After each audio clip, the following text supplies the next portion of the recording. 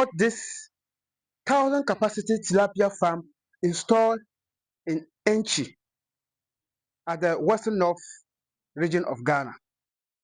And in this video, I'm going to take you through the journey of this installation and the cost of establishing this 1,000 tilapia fish farm. In fact, why am I even shooting this video in the first place? Having told you that I'm going to tell you through the journey, why is it necessary? It is necessary because this is my first time of undergoing the toughest and the longest journey so far to get a farm like this established.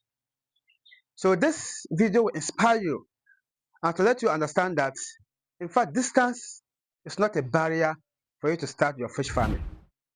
If you are new to this channel, my name is Abdulaziz Issa. All we do in this channel is to share fish farming tips based on our experience and research. If you are not subscribed to this channel, please do so and let's grow our fish together. And generally, we are based in catfish and tilapia. In fact, the journey alone took me almost 24 hours to get to this destination. I set up on Friday evening from Tamale. We moved the bus exactly 8 o'clock p.m. and we moved to Kumasi. In fact, there is no direct car that moves from Tamale to Enchi. Currently, there's no direct car. So you either have to move to Kumasi or you have to move to Takoradi or Sunyani. I choose to move to Kumasi because that is where you are sure you can always get vehicles. Apart from that, this work is a collaborative work. To undertake this journey, I just thought it wise that it would not be ideal to transfer fingerlings, tilapia, all the way from Tamale to Enchi when I can get same in Kumasi. So before that, I negotiated with my other farmers in Kumasi. I have partners there. They provided me the fingerlings and the feed and some of the items. So I moved from Tamale and I got to Kumasi at dawn. That is, it was just a few minutes before 4 o'clock a.m. So I had to just hang around the station.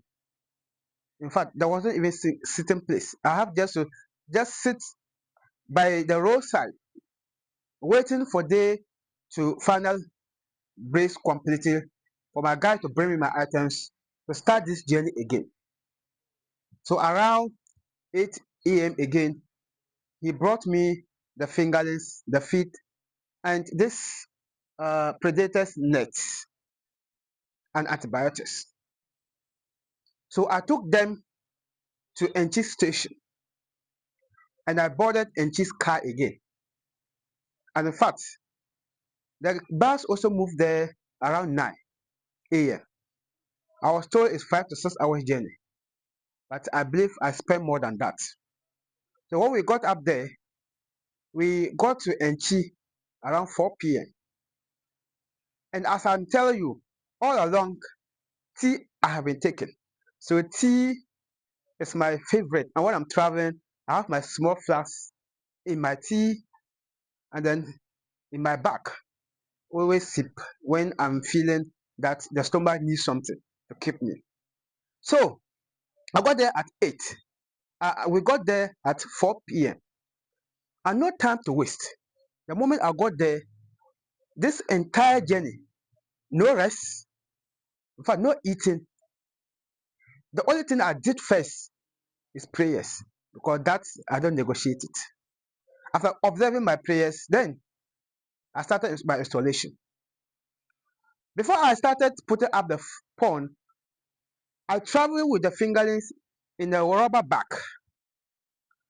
And that rubber bag, usually when you put fingerlings in there, we put oxygen before tying. So the oxygen will keep the fish. And the maximum hours it should spend is 18 hours, maximum. It's ideal to take them out less than those hours. If after 18 hours they are still there, you are likely to lose them because the oxygen will deplete. And when I got there, To still keep the oxygen or the fish energetic, I fetch a bowl. I fetch water in the bowl and put the rubber with the fish in there. It's ideal you should get a bigger one, but we had this small one available, so we kept it there so that the water temperature in the water, we are giving them another water, so it will cool it down, it will neutralize it, because the journey they are stressed and the water is hot, so it will cool it down whilst waiting or struggling to put up the main pond. Assume we had a quarantine pond, we could have kept them there before moving them into the big one. So I did that, and I started installing the pond. Like I said, no rest, no eating. One could ask, after all this, why didn't you rest? I didn't rest because the resting of the fingerlings is more important than me, because I could still survive with the stress. But the stress that they are in, if we joke, we are going to lose them. And we have to prioritize them at this moment. So when I got there, I started installing the pond. I finished everything within an hour or less. Then I salt bath the pond. If I say salt bath the pond, I just soak salt in water, making salt solution. Put a rack and wrap inside the edges, the bottom, inside all the ponds. The purpose is just disinfect the tapoli pond. Assume it carries viruses or bacteria. This will just disinfect it. After doing that, then we started to put water inside that. The water hose was very small. I told the farmer that if I want to use this water hose, if a day will break us here and we will not get the water to the level that we want. So despite still managing without water hose, we also got plumber. He came and then did the connection with 2-inch pipe, with 1-inch pipe, connecting it directly into the pond. And we were now getting enough water. So by 8 p.m., we introduced the fingerlings into the pond, and they were very active, even though a few died, and that is it. When you take to fish through this journey, you expect that you lose some, even if it is a shorter journey. Sometimes it happens. So after installing the pond, I started making the flotation system. The flotation system, it was already made, but it was just with putting the plumbing items together, because I can't be traveling with the already made one. So I started making that. Everything, boom. I connected everything in the night. We introduced the fish in there before going to bed around 10 p.m. Look at that. Wherever you are, we can reach you and provide the service for you, even if it is outside the country, Ghana.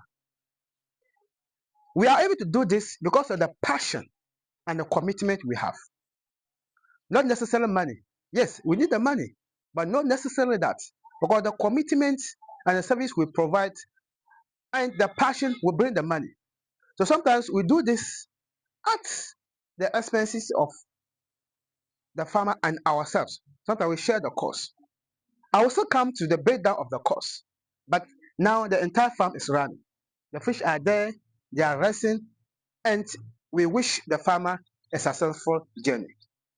Despite that, when we install a farm like this, we keep monitoring, we keep providing supervision, and even to the point that when we are selling, it's not burden on us, but we also help you to get customers, especially if you tell us, and I also have people who are in demand. We link up for business. Also reach us. And if you have subscribed to this, please do so. Now, the video is seeming to be too long. If it is too long, check out the course in a separate video. That will be our next video. But let's move to the course of that.